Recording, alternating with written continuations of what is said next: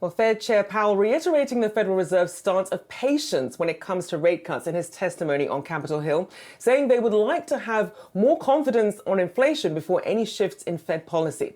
So what does that signal for the rate cuts this year? We have Vincent Reinhart, Dreyfus and Mellon chief economist.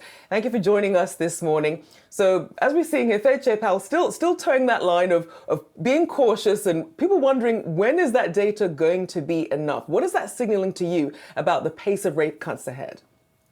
Chair Powell is in a difficult circumstance. The economy pretty much suggests that it would be wise for the Fed to be patient, to slow up in when it actually decides to pivot toward policy ease. But it's an election year. And as a politic leader of his institution, he's got to pick his spots. It's about the tone and feel. But that's hard to describe, certainly to Congress, that they may move in our forecast in June because it's the slow spot in what will be a terrible campaign season. With that said, though, I mean, doesn't he lose either way? If he keeps rates where they are, he's going to get hammered by one side. If he cuts rates, he's going to be seen as, helping the administration, at least if those who are looking at this from a political prism. Yeah. Oh, there is no question that the Fed will be blamed for whatever it does, even if it does nothing. That's one reason the legislature sets up an independent central bank. It gets to blame somebody else for the performance of the economy and the level of rates. And you're seeing Congress do that right now. But think about it. If it waits to the right spot just when they've got confidence given the macro data that inflation is going to settle to goal, would you want to be the Fed chair to tighten in September or October just before the election? And if it waits till after the election, doesn't that look political too? The Fed's just in a really tough spot.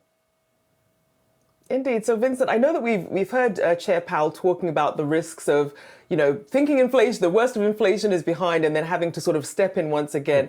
But talk about the risks then of waiting too long versus cutting too soon, and the risks that poses to the economy. Monetary policy is all about balancing risks. And what you want to do is make the mistake that is easiest to fix and least probable. And we've heard it in this testimony, and it's behind a lot of his responses thus far in this morning. If the Fed eases too soon, before inflation is assuredly at its goal, market participants are going to rally a lot, be really excited, financial conditions will ease, and if inflation doesn't fall, it's going to be even more stubborn because of the easing of financial conditions. And it'll be very difficult and damaging to the Fed's credibility to try to take that back. So that's a hard mistake to fix. Suppose they ease too Vincent, late. The economy softens. Hey, they've been behind the curve before. Markets will get used to it. So, Vincent, we're talking about a lot of external factors here. Obviously, the economic data is the data. You're an economist. What does that data tell you about when the Fed should act, putting aside any political questions and then any criticism? I mean, when you look at the data as is, what does that tell you right now? So if this were not an even numbered year divisible by 4, then I would say that they should wait. Ideally, if they really want to realign the nominal federal funds rate in light of lower inflation, down by, say, 0.75 percentage point this year, you should wait till September. Got 3 meetings left, do 25, 25, 25.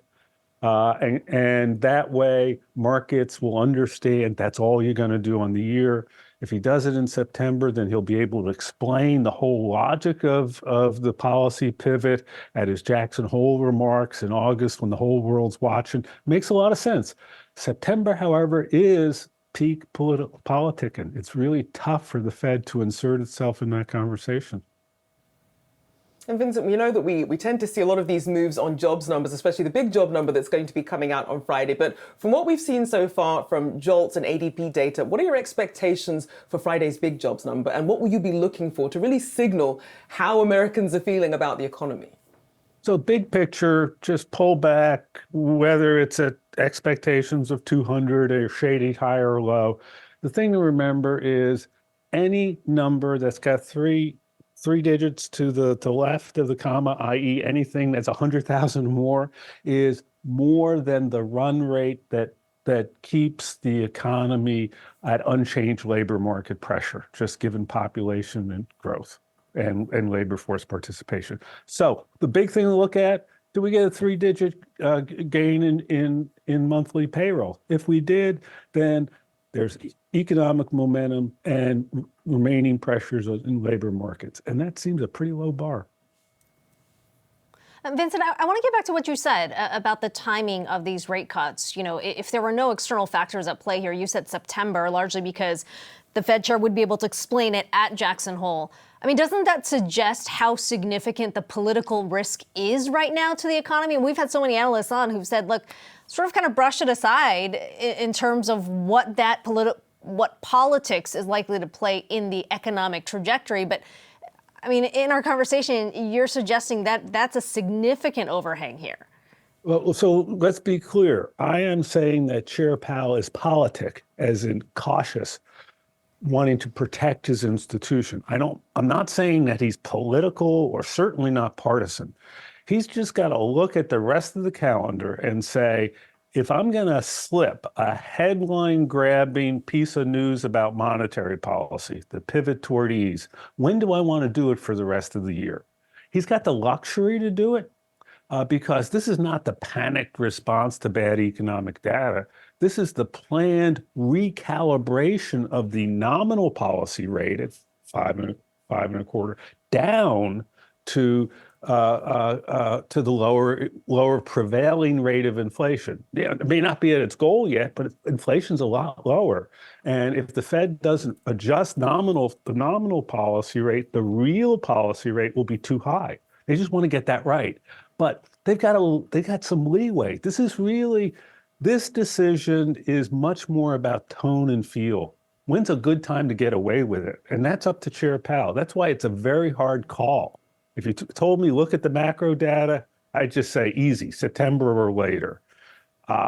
If I was sitting in the chair's office, I'd say, boy, September's a tough month to do it, Mr. Chair. But here's his problem, and that will come up again and again. That's a really hard reason to explain. You're not going to tell a bunch of congressmen, I'm going to ease a little bit sooner than I expected because all your colleagues running for office are creating a toxic air. Can't do it. And so he's going to have to rely on other things like confidence and sort of the unmeasurable things that have adjusted that make them able to ease, we think, at Dreyfus and Mellon in June. But boy, that's a very close call.